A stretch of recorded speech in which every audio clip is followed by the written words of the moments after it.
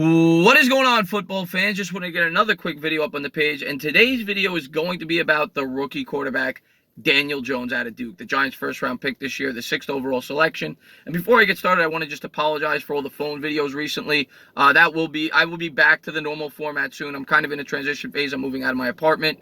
We'll be back to that probably in the next 3 or 4 days, but I feel like it's still important to get the content out to you guys, whenever I can about the Giants. I try to do a daily video a day, and today's video is going to be about Daniel Jones and some of the encouraging news that we have heard about him coming out of OTA'S. Now, of course, when Daniel Jones was drafted by the Giants, we heard the pros, we heard the cons. The pros were that, he was fundamentally sound, probably the most fundamentally sound quarterback in this year's draft, very well coached by Sutcliffe, who was the same guy who coached Eli Manning, cerebral quarterback. The negatives that we heard were that he lacked accuracy, but I think a lot of that could be attributed to the fact the surrounding talent in Duke, for one. They had 38 drop balls. The offensive line was horrible. He was under constant duress. They were always playing much better opponents, and he played a very complex offense for a college quarterback. So that had something to do with it. Forced to make second, third read throws as opposed to a guy like a Dwayne Haskins or a Kyler Murray. Murray in his air raid offense, Haskins in the spread offense, where they made first read throws. They didn't really have to think that much. A lot of screen passes, a lot of short throws. So I think that had a lot to do with the 10% completion percentage differential. And then the other thing we heard about him that was a knock was his arm strength. And some people went on to say that his arm was very weak, that he had a noodle for an arm. That I never got. When I watched the film, I didn't see a guy like a Chad Pennington, for example, who I thought was a good quarterback for the Jets, but he certainly lacked arm strength in a big way. I didn't see that. I saw a guy that could make throws. I remember one play in particular. I can't remember who they were playing, but he went against his body. He wasn't able to set his feet, and he threw it on a dime 50, 55 yards down the field. I always thought he had at least average arm strength, enough arm strength to make the throws you need to make at the pro level, which is exactly what the New York Giants said when they drafted him. Pat Shurmur said that he could make all the throws that need to be made, et cetera, et cetera. Now, I didn't view it as a strength. The other thing that I liked about him was his mobility. I thought that he could make plays on the run. I thought that he could use his legs when necessary. But what you've heard coming out of OTAs is very encouraging. Now, a lot of the people from the media saw him play, and they were very impressed, pleasantly surprised with how strong his arm was. But the most encouraging thing to me was what Golden Tate said. Golden Tate, of course, is his teammate. He's not going to go out of his way to bash his quarterback. But Golden Tate's been around the league. He's played with some of the best quarterbacks the league has to offer. He started with Russell Wilson. He then moved on to Matthew Stafford. And last year he played briefly with Carson Wentz before Nick Foles took over. And some of those quarterbacks have great arm strength. I mean, specifically Matt Stafford. Matt Stafford probably one of the top 4 or 5 arms in the league. Now, arm strength doesn't always attribute to anything. I mean, you could look at a lot of Jay Cutler had great arm strength. Jeff George had great arm strength. There's a lot of quarterbacks that had great arm strength but couldn't play in the NFL at a high level.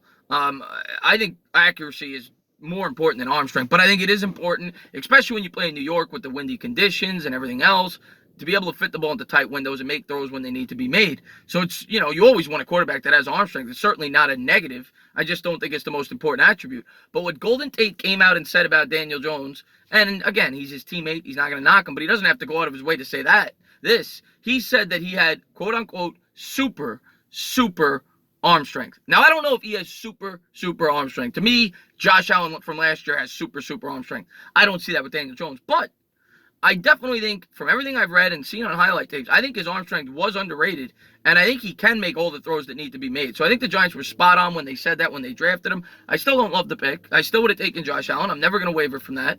But if Daniel Jones works out to be a great quarterback or a good quarterback, it was worth it. But what's really encouraging about the Giants, and what I think is a lot of people don't look at when you draft a quarterback, and what I think the Giants have done very well over the last 2 years, and I think that what they will continue to do next year, is they are setting Daniel Jones up for success. And by that I mean, look at some past quarterbacks.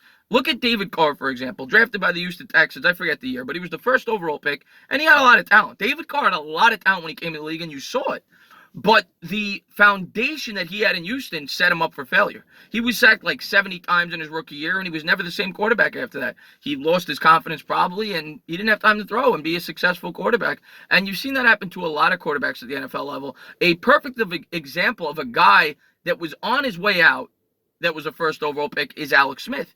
Alex Smith, his first 6 years in the league or so, first overall selection out of Utah, he wasn't very successful. He just wasn't. And part of that was coaching, part of that was the surrounding players. And then they bring in Jim Harbaugh when a lot of people think Alex Smith's on his way out of the league, or at least is going to be a career backup.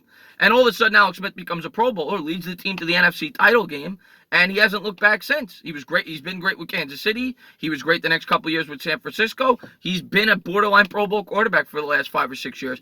And that has all to do with the surrounding talent. And that is what I think Dave Gettleman and the New York Giants have done well. Now, is Daniel Jones going to be able to succeed? We won't know. But I think they have set him up for success. They have improved the offensive line tremendously, and I think it's going to get even better next year when they have more money to spend in free agency. They got Saquon Barkley, arguably the best running back in football, and they certainly have some weapons for him to throw to.